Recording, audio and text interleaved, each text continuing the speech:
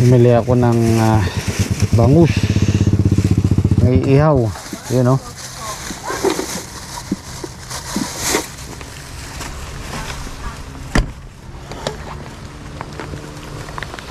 Siya kaya yung tatlong uling trek. Hindi puno na yung compartment eh.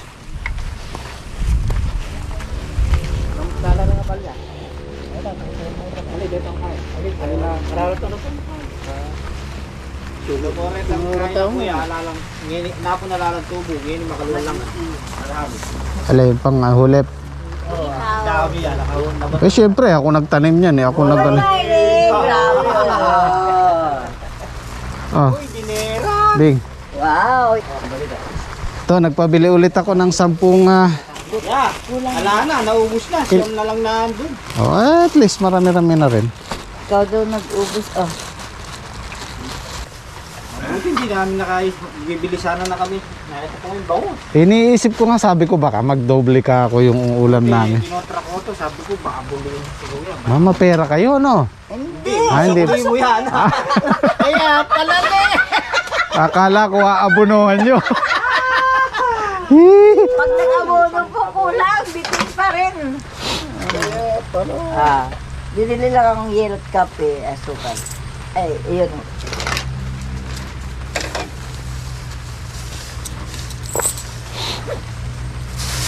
Oh. Mag-iihaw, mag-iihaw.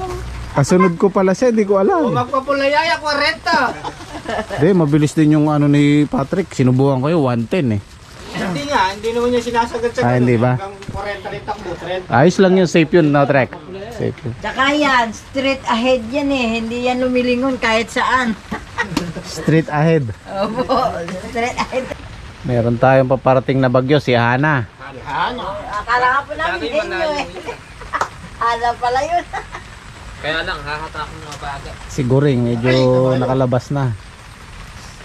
Ako guys, sa totoo lang, maraming tumitira sa akin. Lalong-lalo na sa Facebook. Hindi ko pinapansin. Alam nyo na, kasama yan eh. Hindi natin may iwasan yan. Kung merong bida, merong kontrabida. Hindi ko lang alam kung saan tayo doon. Kung tayo yung kontrabida. Kaya yan yung dahilan kung bakit madalang akong sa Facebook. Hindi ako masyadong active sa Facebook. Si Mrs. Siyempre si Mrs. Kahit papano na nasasaktan yan. Kasi merong nagsasabi na hindi daw ako farmer. Generic farmer daw ako. Okay. Kasi ako ni minsan hindi ko sinabing legit farmer ako. Although lumaki ako sa pagpa-farming. Kasama ng tatay ko, elementary pa lang ako, nagtatanim na kami ng airpot ko. Pero hindi ko sinabing, ni minsan hindi ko sinabi sa vlog or kahit kanino na isa akong legit na farmer. Tawagin na lang ako kung fisherman.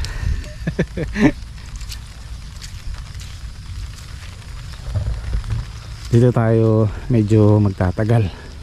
Saka yung yung tawag nito,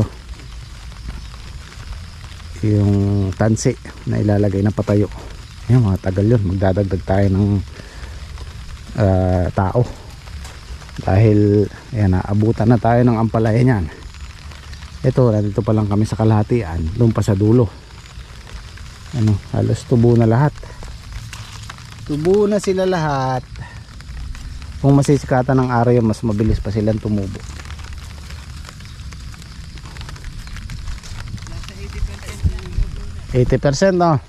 Ayos. Tubulat siya, makapal lang yung tubo. Ay, malakas pa lang yung sabok. Oo, napalalim, tutubo yan. Mga ganyan, nakabitaw na 60 na yan. Oo. Mga nakalubog pa. Sa 80% maganda na yan. Meron naman tayong pang backup, pang hulik. Ayan o.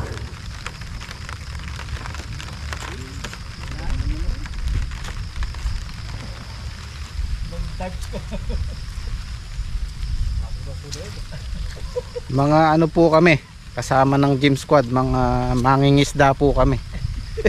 Hindi po kami farmer.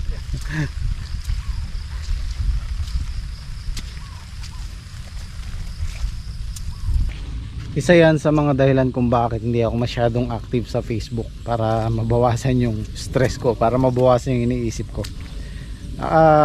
Hindi ko kasi alam tong issue na to. Hindi sinasabi sa akin ni Mrs. Nalaman ko lang nung nag-upload na siya, yung huling vlog niya. Doon ko lang nalaman. Kasi nga hindi ako nagbabasa, hindi ako nag-o-online sa Facebook. Napakadalang kung hindi tungkol sa pamilya, sa mga kamag-anak, kaibigan, hindi ako nag-aano sa Facebook. Nga pala, itong may tanim ng okra, may nagtatanong bakit daw, ang nasabi ko doon sa nakaraang vlog, kami ang ibang tao yung magtatrabaho dito. Bakit daw kami na nagtrabaho dito? Sa ngayon po, walang tanim yung farm 1. Wala na yung lumang farm 2. Wala kaming tatrabahuhin. Kaya itong kalahati, tinrabaho na namin. At itong okra, pagkatapos nito, babalagan din natin to. Para dun sa mga nagtatanong po. Ang palaya din ang plano ko dito. Kumbaga ito, siningit lang namin ngayon tag-ulan. Kaya nang sabi ko, ang chance natin dito ay 60-50. Ay, hindi pala. 40-60. 60% yung chance natin tumama at 40% yung chance na tamaan dahil tag-ulan, tag-bagyo po tayo. Oo, maganda. Sino ba nagtanim niyan? Oo, diba? Ihi, iyan oh. Iyan oh. Iyan oh. May pataba ang kamay. Ito kasi guys, si Eddie lang ang lahat ng tanim niyan. Kami lang taga takip. Masusubukan mo yung may green thumb no, de. Iyon oh. Lamig ng kamay. May yelo. Nagpopondo na yata yung tubig dito. Kahit pala magawa. Yan ang ray pa lumulusot. Oo nga, pag naarawan pa yan, lalo na. Hanggang Sabado, malalaman natin yung huli pa natin dyan.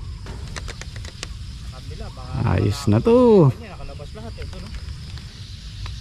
Ito guys yung sinasabi ko, kaya naglagay tayo ng pamatid dito sa gitna dahil mababa to. Ayan, nagpupondo na yung tubig. So gagawa tayo ng kanal papalabas doon.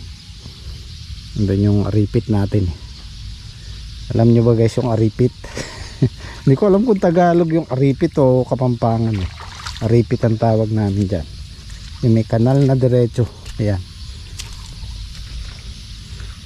Nandun. Tapos meron din sa magkabilang gilid. So tama-tama. Dyan tayo gagawa ng kanal. Para yung nagpupundong tubig dito sa tudling, dito natatapon.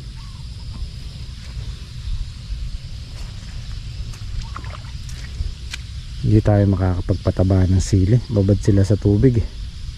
Pala ko sanang lagyan na sila ng pataba kahit konti lang.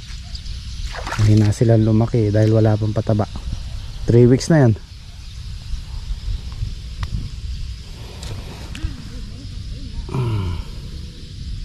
Siling panigang.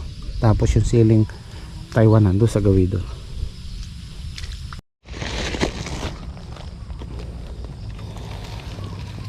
Barin ko lang yung kapote ko. Mamaya pag ginubad ko to uulan. Mainit kasi pagka nakapote.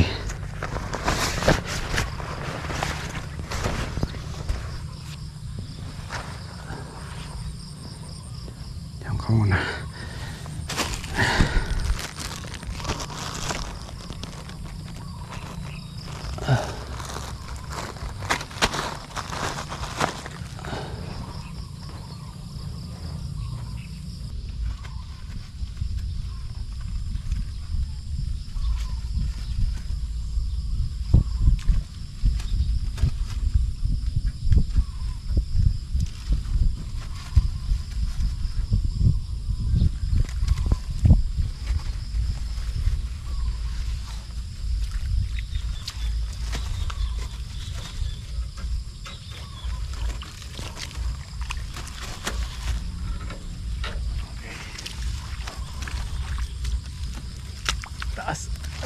tayo.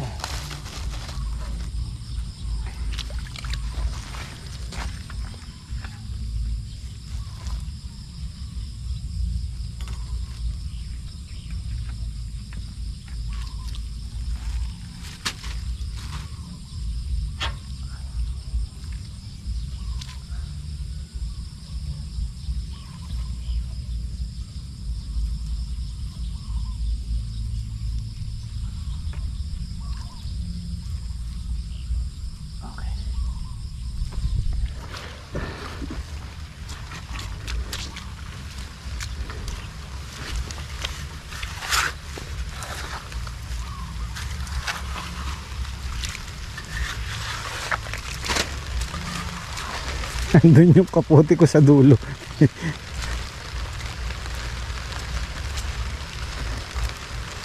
Yan yung sinasabi ko sa inyo guys, na kung minsan parang sinasadya pero hindi. Kung isipin natin, di ba? Ayan, totoo na yan. Yan na!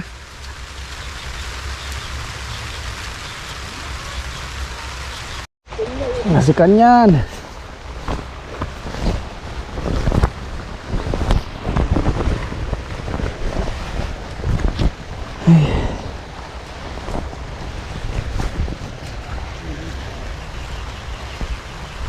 Subukan mo isuot yung kapote mo kuya, titigil. Oo nga. Sasagdag ko lang ito eh. Mga magagawa eh, natanay na yung mga tao. Nabatiin po namin si Nanay Josie Cruz. Magbe-birthday sa September 2. Yun, happy birthday po, advance. Birthday! Kaya binabati rin po namin ng happy birthday si Jairo Pine. Ayan, happy birthday din po. Happy birthday po. Happy birthday din kay Arlen. Ayan, Happy birthday nak. yun o. Kailan birthday niya? Ados. September 2. Ayan, maraming may birthday ng Ados. At shoutout na rin po kay Ma'am Janet Pine. Ayan, siya po yung nagpabati nung anak niya. Maraming salamat po sa suporta sa aming mga fisherman.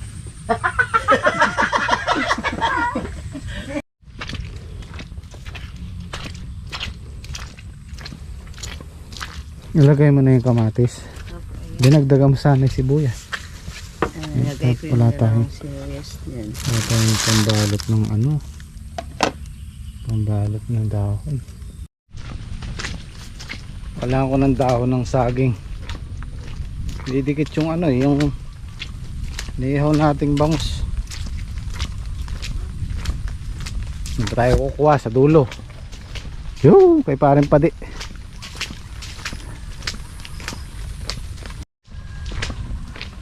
Miss ko rin kumain sa dahon ng saging, kaya lang dito wala tayong saging. Dito lang sa malapit sa bahay ni parin padi yung mga saging nila. Siyempre kakaya namang araw-araw humingi. Pwede na to. Tataas pa naman.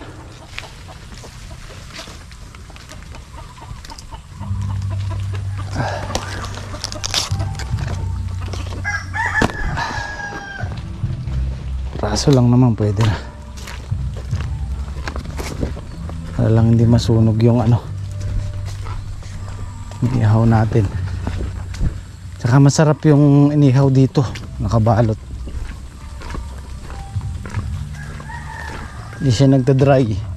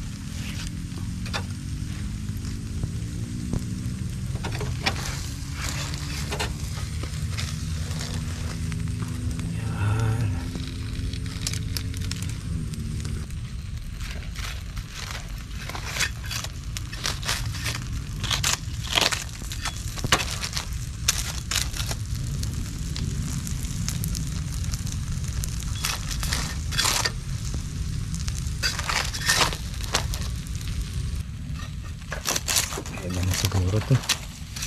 Yung masarap kasi yung inihaw na bango sa ano yung overcook. Yung dry siya.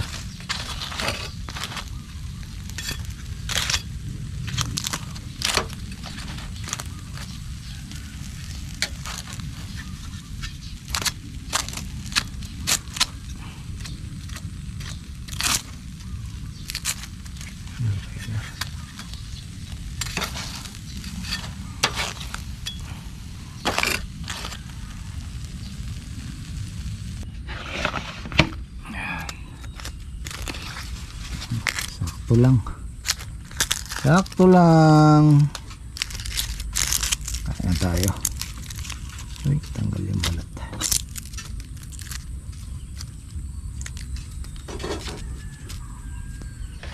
Wala tayong tulon. Nasaan yung kutsi? Kamote. Ay, may tuyo. Ayun po tayo kain. Tayo. Ikaw mag-iwan ng ano, baboy. Ayun na. Yan, batiin muna natin si Ma'am Amy Ruga. Happy birthday din po. Ayan. Happy birthday po! Birthday po! Ayan tayo kain. Ano, ito yun. Yan. Wala kang tuyo, Trek. Toyo ko, gusto mo? Gusto mo yung toyo ko? Bibigyan kita. Madalaw yung buntot ni Kuya Olan. Uy, marami yan to.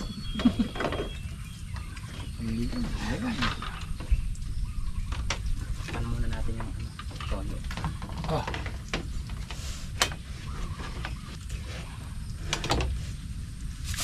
Ano yung tabi sa akin?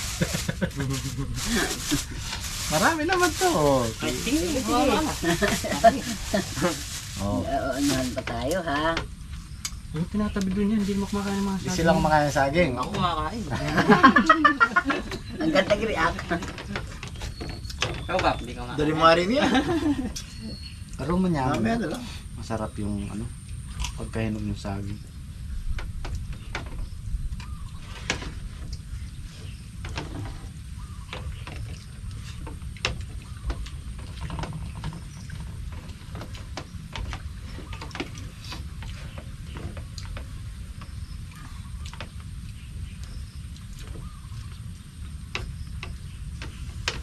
Sarap yung bigas niya, yung kanin.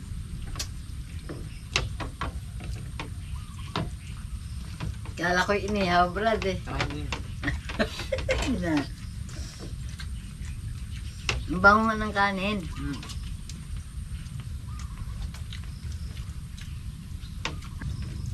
Seryoso na dyan. Ginutom sila eh. Hindi, nanamnam lang yung sarap ng bangos.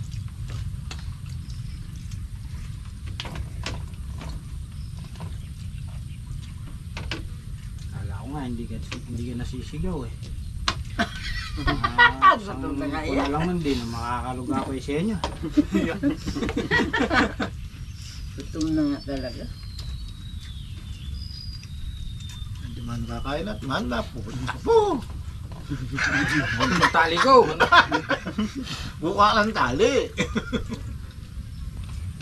Naku, mabibiti na naman yung kanin ha. 2 kilo binili ko. Masarap. Nya, wag man takpan, bigyan mo ako.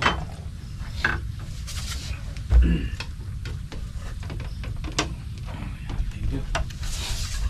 Patrick, bigyan nyo, di na kumiki mo. Baka Sige. nakatingin sa kaldero. Marami pa.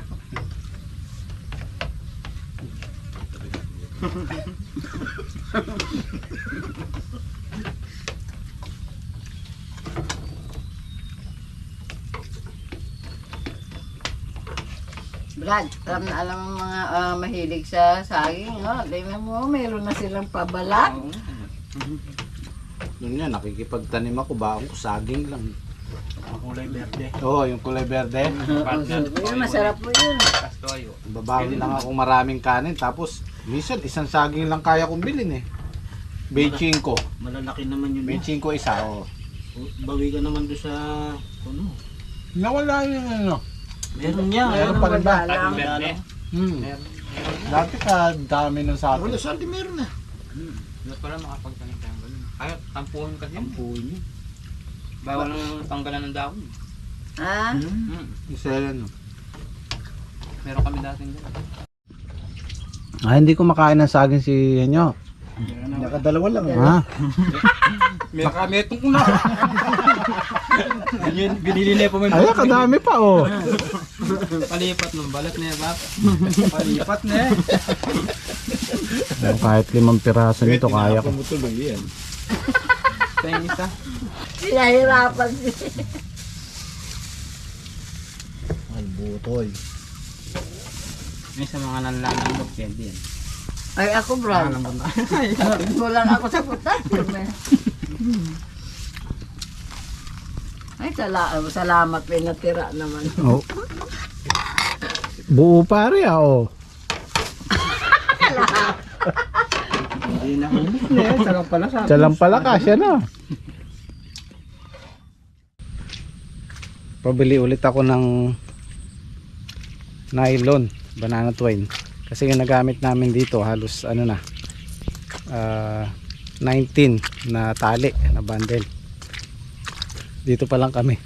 Ito pa lang natapos namin. So mahigit 40 bundle ng ano ng banana twine. Tapos pera pa yung tali natin sa mga poste, yung gagapangan ng ampalaya. Maray-ray din pala. Akala ko ubos lang ng 20 pala, kalahati lang. Buti na lang yung ulan, di masyadong ano.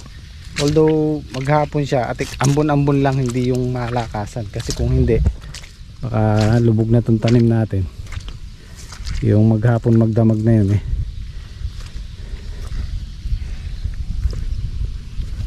Yan, kailangan nila yan. Ang mahirap dito trek, baka makakalimutan nila, meron na pala dito, mabagting sila ano. Yan, naglagay na si Patrick dito sa gitna. Kano de? 36. 36 na naman. Pamura doon. 181 yata isa. 180 lang isa. 180. Binili natin 190. O, di. Kete ha. Mura nga, 10 pesos. Mura. Hindi niya, nasan yung panito eh. Yun o, emo. Yeah, ay yung isa ko yun. Ano sabi ng bag? Oo, sabi natin resibo. Mura pala dun, dapat dun tayo bumili ng 40 bundle na. Dapat na sa ako, 180 lang isa. Ito, naubos to siguro, tapos na tayo.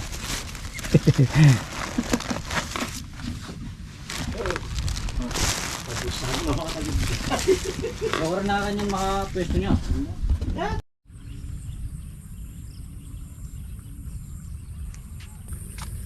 Simula nung tinanim namin yung okra, ang una ko napansin, yung lupa, hindi siya ganun kataba. Kasi dapat sa loob ng 2 weeks, 3 weeks, malalaki na yung okra tsaka yung ano, damo. So hindi siya ganun kataba, hindi ganun kataba yung lupa. So malalaan natin sa ampalaya kung gaganda sila. Abono na lang ang magdadala dyan, yung pag-aalaga, TLC, ika nga, pataba tsaka spray. Ang importante kasi dyan sa ampalaya, yung basal, yung hindi pa natamnan. Kasi ang ampalaya pag binalag mo, tas diba, naglaos na tsaka mo tinamnan ulit, hindi mo na mamumunga naman siya, kaya lang hindi kagaya ng basal talaga, hindi na ganun kaganda.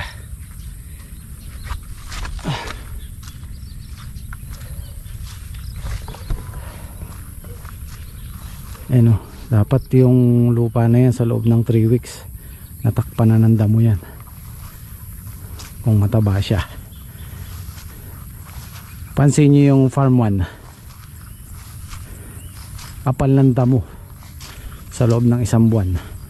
Hindi mo na makikita yung lupa, halos sa gabewang na yung damo, ganun kataba ang lupa. Anyway, para sa akin, hindi importante sa akin yung kung ano itatawag sa akin, kung farmer ba o ano. Importante, masaya kami, masaya ako, at meron tayong napapasaya. Kaya tuloy lang, So kita-kita po tayo bukas. Maraming salamat. Zaijian!